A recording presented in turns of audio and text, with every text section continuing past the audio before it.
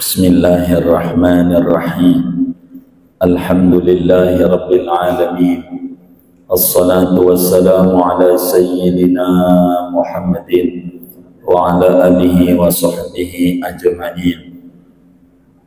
Allahumma inna nastahdika bi arsyadi amrina wa zidna ilman yanfa'una.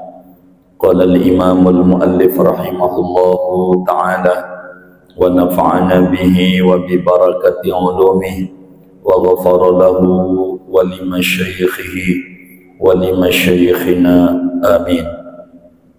Al-khamisu ghaslur rijlaini ma'al ka'baini min kulli rijlin. Adapun fardu wudu yang kelima, yaitu membasuh dua kaki beserta dua mata kaki, min kulli rijlin, dari setiap satu kaki ada dua mata kaki. Walau fuqidal ka'bu awil mirfaqu uktubira qadruhu ay min ghalibi amsalihi.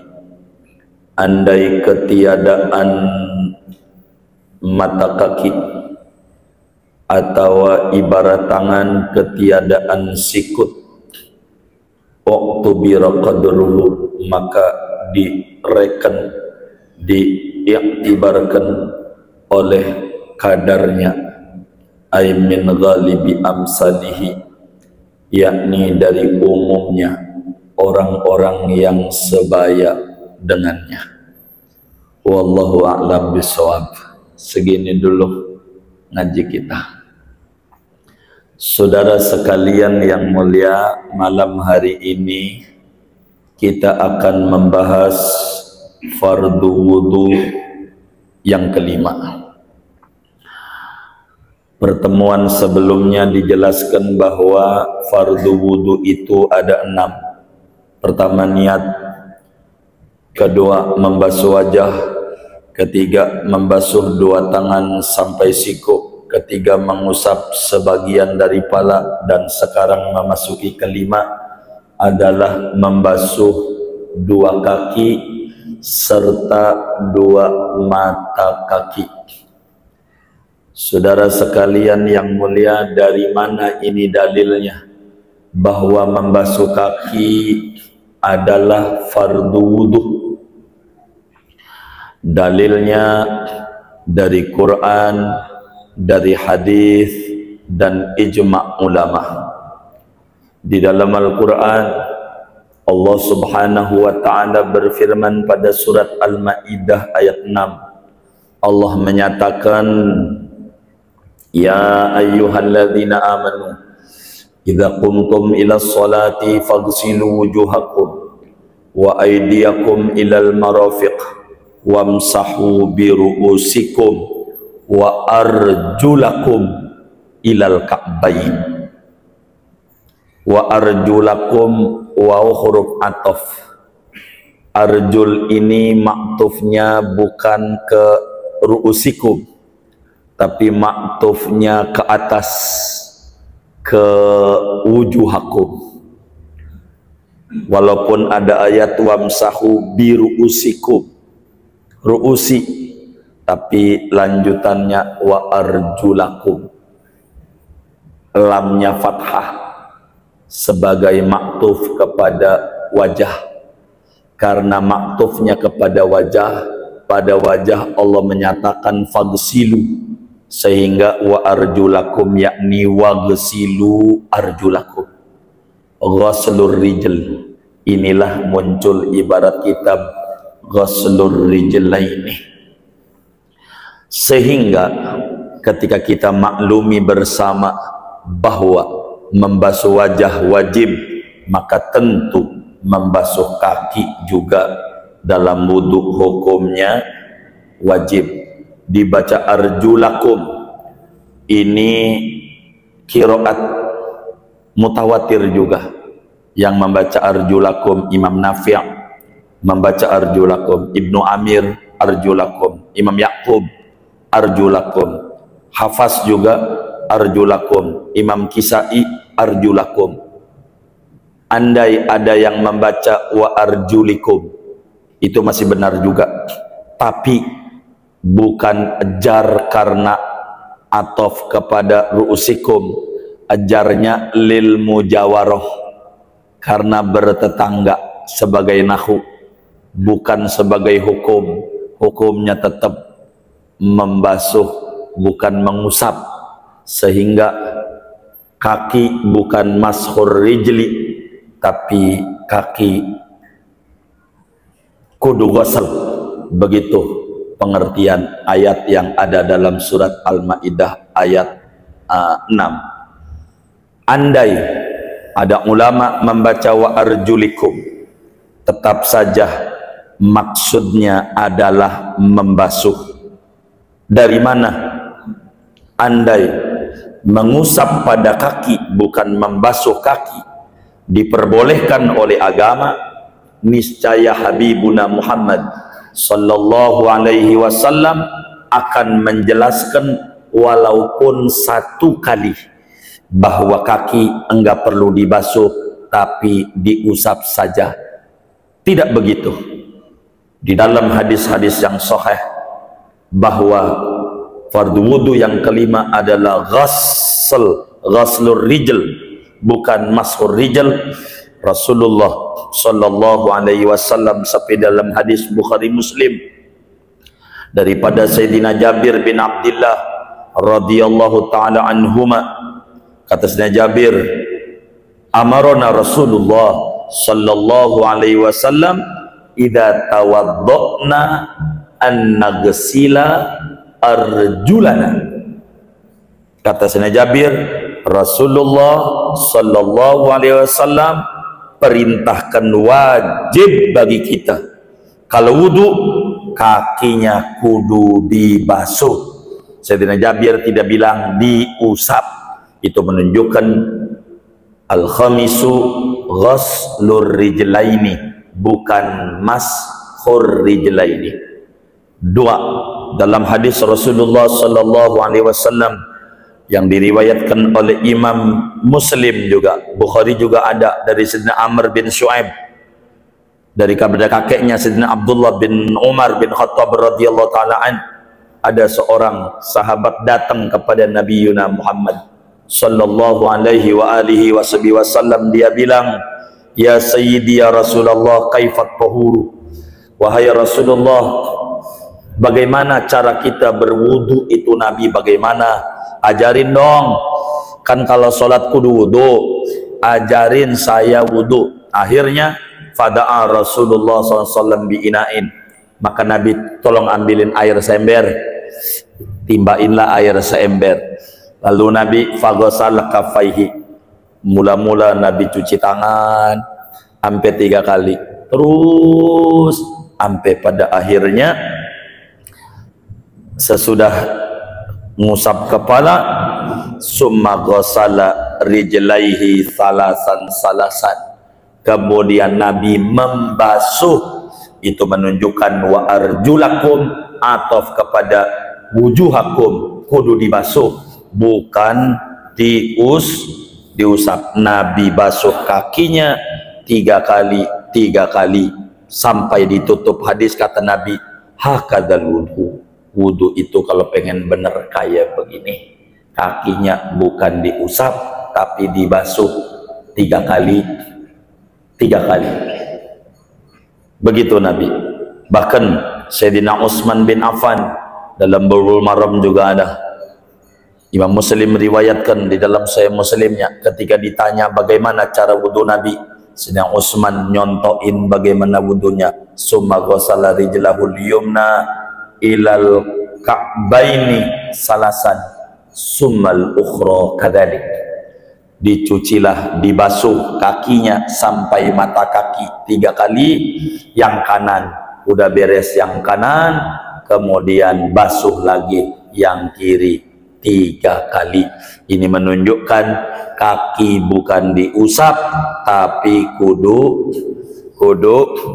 dibasuh. Dibasuh itu maknanya airnya kudu ngalir. Tapi kembali, maksud dibasuh bukan tapi terbasuh. Saudara wudu begini-begini jadi ini masuk ghusl juga.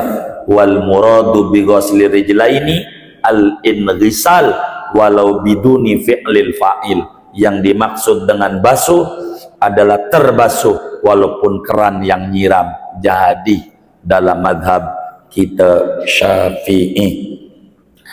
Bahkan di dalam Sahih Muslim, Rasulullah sallallahu alaihi wasallam melihat ada orang sahabat yang wudunya nggak rapih kakinya. Ini tumitnya nggak kena air, wudunya gini-gini doang. Akhirnya ininya nggak kena air. Nabi langsung bicara, wailun lil aqabi minan nar. Celaka bagi tumit yang tidak kena air, bakalan masuk neraka. Itu betapa pentingnya membasuh kaki. Andai mengusap, tidak bakalan Rasulullah menyampaikan ancaman berat bagi orang yang kakinya cuman diusap, tapi justru dibasuh aja. Kalau enggak sempurna, dapat ancaman masuk neraka. Betapa Rasulullah sallallahu alaihi wasallam menjelaskan kepada kita tentang kaki kudu dibasuh. Andai kaki cukup diusap seperti pendapat orang Syiah, kaki diusap aja karena wa arjulikum, atofnya kepada wamsahu birusikum. Andai cukup dengan diusap, enggak bakalan Nabi mengancam dengan tidak kena air tumitnya. Ini menunjukkan betapa istiab, meratakan di dalam membasuh merupakan wajib adanya. Imam Muslim di dalam Sahih Muslim meriwayatkan hadis juga daripada Sayyidina Umar bin Khattab radhiyallahu taala an. Kata Sayyidina Umar, ada orang wudu lalu kemudian kakinya sedikit nggak kena air, sedikit nggak kena air, wudunya begini doang, nggak kena air. Kelihatan ama Nabi. Kata Nabi, a'idil wudu'a, ulangi wudunya, ulangin. Itu saking betapa kaki bukan sekedar diusap, tapi kudu dibasuh. Dan masih banyak saudara hadis-hadis Rasulullah sallallahu alaihi wasallam yang menjelaskan bahwa kaki bukan diusap tapi kudu dibasuh. Perbuatan yang dilakukan oleh Nabi Yuna Muhammad sallallahu alaihi wasallam dalam wudu selalu membasuh, kecuali berbicara tentang mengusap mujah. Kaki itu selalu Rasulullah itu membasuh, dan Nabi tidak pernah mengerjakan dalam wudu mengusap mujah kecuali mengusap kaki, kecuali saat memakai mujah. Dan ancaman-ancaman yang disampaikan oleh Rasulullah SAW tentang tidak rapinya basuh kaki menunjukkan bahwa kaki bukan diusap tapi kudu dibasuh. Dan ini bukan saja madhab Syafi'i, tapi madhab Maliki juga mengatakan wajib membasuh kaki, madhab Hanafi juga, dan madhab Hambali ittifaq. Madhab 4, bahkan Imam Nawawi dalam kitab Majmu'nya mengatakan ijma' bahwa kaki dibasuh illa man syadda, kecuali orang-orang yang nyeleneh saja. Kedua, kenapa ma'al ka'baini kitab kita ini, padahal Al-Qur'annya wa arjulakum ilal ka'baini, Qur'annya ila, tapi kitabnya ma'a. Itu menunjukkan ila yang ada di dalam Al-Qur'an maknanya ma'a. Apa itu ila? Ila itu kata kitab Jurumiyah, faedahnya intihaul ghayah. Timbul pertanyaan, halil ghayah dakhilatun tahtal mughayyah amla? Apakah ghayah itu masuk pada yang digoyahi ataukah tidak? Maka kata ulama-ulama Syafi'iyah, masuk. Sehingga ila yang ada dalam Al-Quran maknanya ma'a, artinya bukan saja kaki sampai tumit, tumitnya juga kudu dibasuh. Itu maksud fardu wudu yang kelima, membasuh dua kaki juga tumitnya, bukan berhenti tumitnya nggak disiram, tapi tumitnya juga kudu dibasuh. Dari mana? Dalam hadis Bukhari. Imam Bukhari riwayatkan hadis dari Sayyidina Abu Hurairah radhiyallahu taala an. Bagaimana cara wudunya Nabi?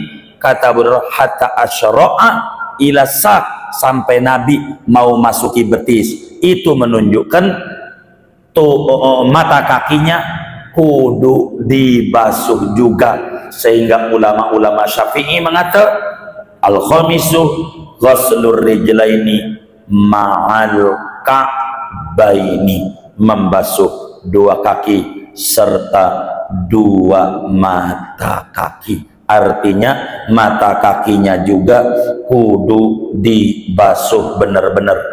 Karena itu saudara, dengan kalimat ma'al ka'baini muncul pemahaman wajib hukumnya membasuh juz daripada atas daripada mata kaki. Untuk apa? Untuk mimbabi, untuk isti'ab, mimbabi malayatimul wajib illa bihi fahuwa wajib, supaya betul-betul sempurna membasuh kakinya. Adapun sampai pertengahan betis itu cuman sunat saja. Yang wajibnya membasuh kaki sampai mata kaki, maksudnya sampai mata kakinya juga kudu dibasuh. Oleh karena ibarat kitab kita ini al-khamisu ghuslur rijlaini ma'al ka'baini, wajib hukumnya menyampaikan air ke seluruh kaki kita. Tidak boleh kaki kita sedikit pun tidak kena air, enggak boleh.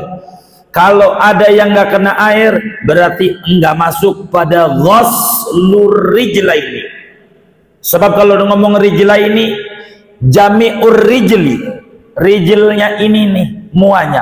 Andai kakinya ada cat, wajib cat itu kudu dibuang karena airnya enggak kena kaki, kena cat. Andai kakinya ada sisik ikan, maka sisik ikan kudu dibuang karena tidak sah wudunya karena ketutup oleh sisik ikan. Andai kakinya ada handiplas, airnya nggak masuk kena kaki, maka tidak disebut ghuslur rijlaini. Berarti ghuslu ba'dir rijlaini, berarti enggak seluruhnya, karena al pada ar-rijlaini maknanya jami'ur rijl.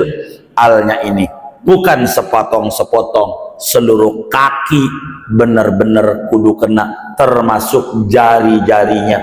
Bagaimana kalau jarinya nempel, kena power glue? Tahu power glue enggak? Nempel, maka wajib untuk dibuangin karena air enggak masuk kecuali ditakhlil, maka wajib hukumnya takhlil supaya airnya masuk. Bagaimana kalau kakinya bolong? Kalau kakinya bolong, wajib air masuk ke dalam bolongan, tapi pakunya masih nempel, berarti enggak bolong. Kalau begitu luarnya aja. Kakinya belah-belah, pecah kakinya, disebut kaki gajah. Pada pecah-pecah kakinya, tanda orang kaya dia, bener nggak? Begitu. Kalau kakinya pada robek-robek, robekannya itu wajib juga kudu kena air. Bagaimana kalau kakinya ada rambutnya, ada bulunya? Bila orang itu di kakinya ada bulunya, maka wajib juga bulunya kudu kena air. Sebab masuk pada kalimat ghuslur rijlaini maknanya ma fihi ma, apa aja yang di kaki, termasuk daripada itu bulu. Kalau kakinya berbulu, jari-jarinya berbulu, begitu kayak kunyuk, begitu kan bisa aja ada yang kayak begitu, maka kudu kena air. Sehelai aja nggak kena air, wudunya tidak sah. Bagaimana kakinya ada kutilnya, wajib kutilnya juga kudu dikenain air. Bagaimana kalau jari kakinya ada 6? sehingga kakinya jarinya jumlahnya ada 11 atau dua-duanya 12 jadi jarinya begitu, maka jari lebihnya itu kalau masih nempel wajib juga kena air, sebab masuk pada kalimat ghuslur rijlaini ilal ka'baini. Permasalahannya, bagaimana ada orang kalau terlahir kagak ada mata kakinya? Kan bisa aja. Bagaimana kalau orang terlahir nggak ada mata kakinya? Ampe mana dia? Kan kata Qur'annya wa arjulakum ilal ka'bain. Kaifa idza fuqidal ka'bu? Kata Syekh Nawawi, walau fuqidal ka'bu. Kalau mata kakinya orang ada, ini ampe mana ini? Dikira-kira aja normalnya orang. Normalnya orang sampai mana mata kakinya? Segitu. Ya segitu dah. Dikira walaupun mata kakinya nggak ada. Begitu. Begitu juga orang tangannya nggak ada sikuknya. Lempeng aja terlahirnya. Kan Allah mau kuasa. Dikira-kira aja. Kira-kira umumnya orang sikunya di mana? Begitu. Bagaimana kalau kemudian jari kakinya buntung, muanya? Buntungnya penyebabnya macam-macam. Sebab kena kopi pernah gula ya? Oh gula, iya. Kena gula, kakinya buntung jempolnya. Ini bagaimana ini? Ya udah, kalau buntung jempol yang udah ditanam gak usah dicari-cari, yang ada aja dikenain air. Begitu. Bagaimana kalau buntung semua? Ampe mentok di mata kaki, pangkal mata kakinya aja dikenain air, pangkalnya, karena itu yang ada dari dia. Bagaimana kalau buntungnya ampe betis? Kagak ada yang wajib kalau ampe betis, karena membasuh kaki ampe mata kaki. Ini kagak ada kakinya, ya wis kagak ada apalagi orang dia kagak ada yang wajib. Cuman sunat biar enggak nganggur, walaupun enggak ada juga dikasih kerjaan, yang ada aja diusap dah, yang ada aja dari pertengahan betis ini sampai dengkul ada, udah itu aja diusap, dapat ganjaran. Tapi kagak wajib, karena yang wajib ghuslur rijlaini ma'al ka'baini, bukan ma'as saqaini. Ka'ab tuh ini ka'ab ada dua. Ini betis. Jadi kalau buntung jarinya yang ada. Kalau buntung batas ininya aja ujungnya. Kalau buntung segini, nggak ada yang wajib. Nggak diusap nggak apa-apa. Hemat air, hemat listrik lagi mahal lagi tokennya, gitu. Tapi sunat yang ada diusap aja biar jangan nganggur. Sunat,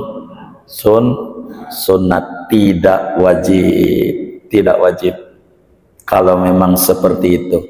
Tapi ingat saudara, yang dimaksud dengan ghuslur rijlaini pada fardu wudu yang kelima ini, maksud kitab kita ini di luar memakai mujah. Yang disebut ghuslur rijlaini ma'al ka'baini min furudil wudu, hadza min ghairi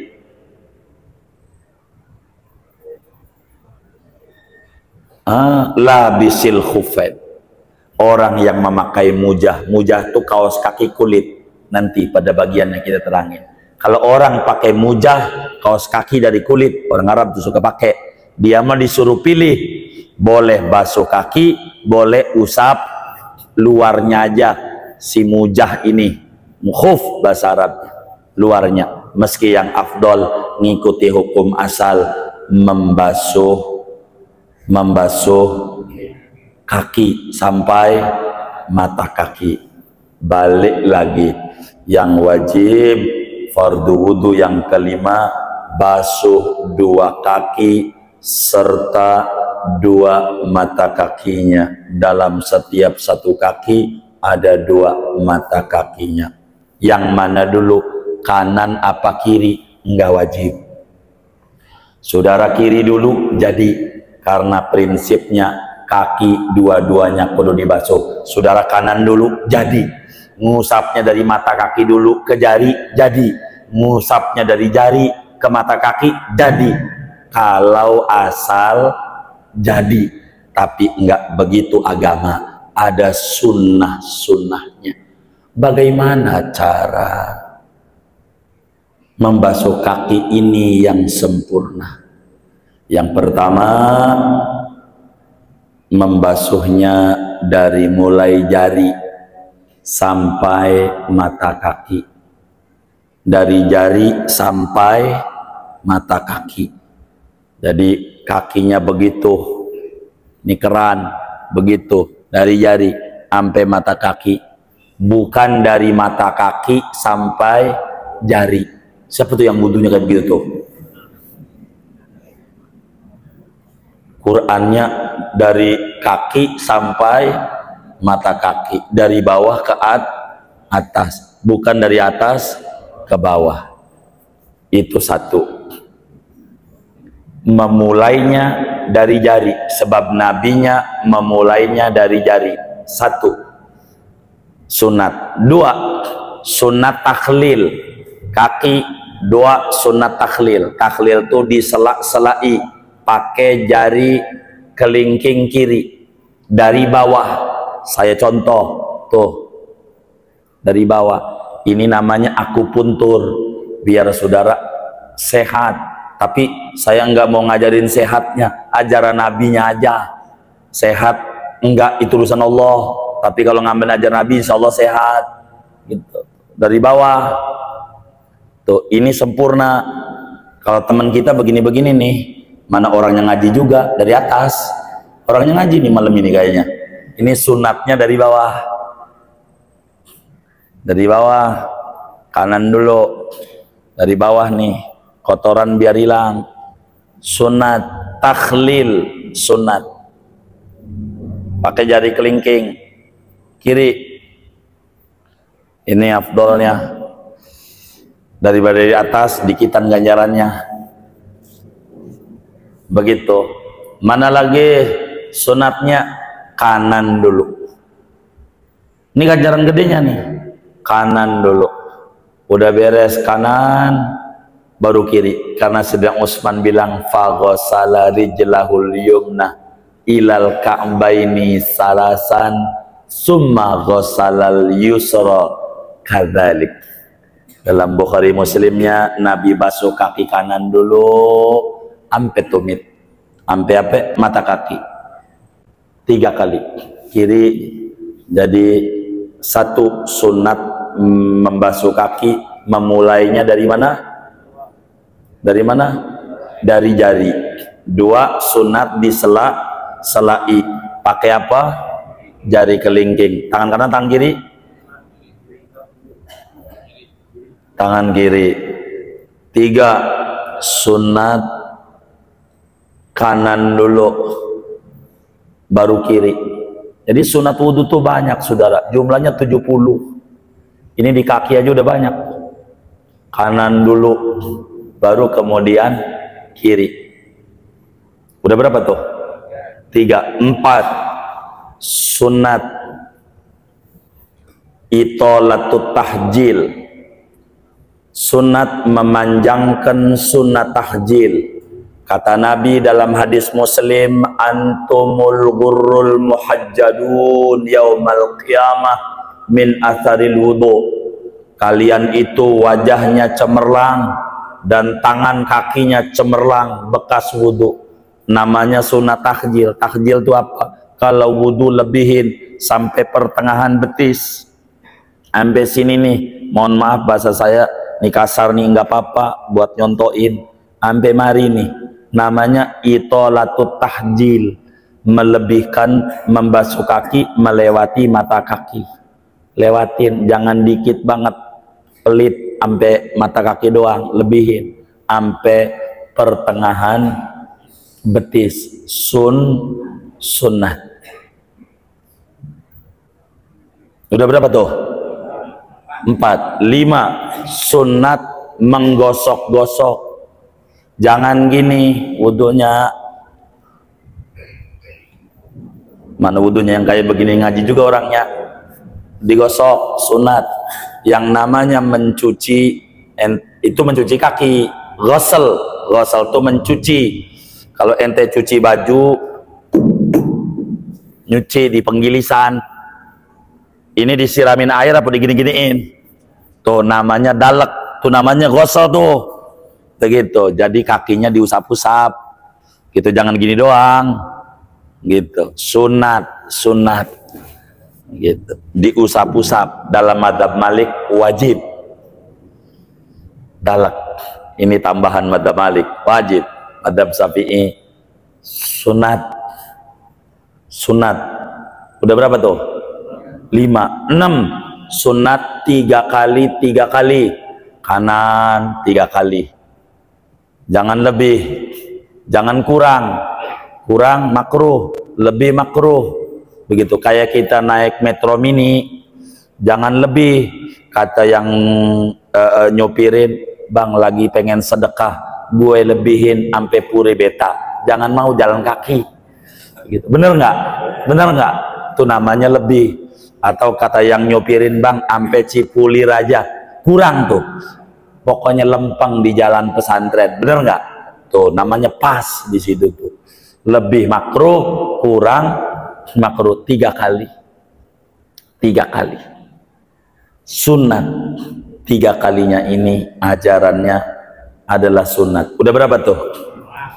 5, 6, 7. Sunat baca doa. Jadi waktu kaki kanan doa, Allahumma sabbit qadami ala sirati yauma tusabbitu fihi aqdamas solihin. Ya Allah, bahasa Arab pegel ngapalnya, jangan begini puyeng mikirin dagangan aja kurang laku, puyeng.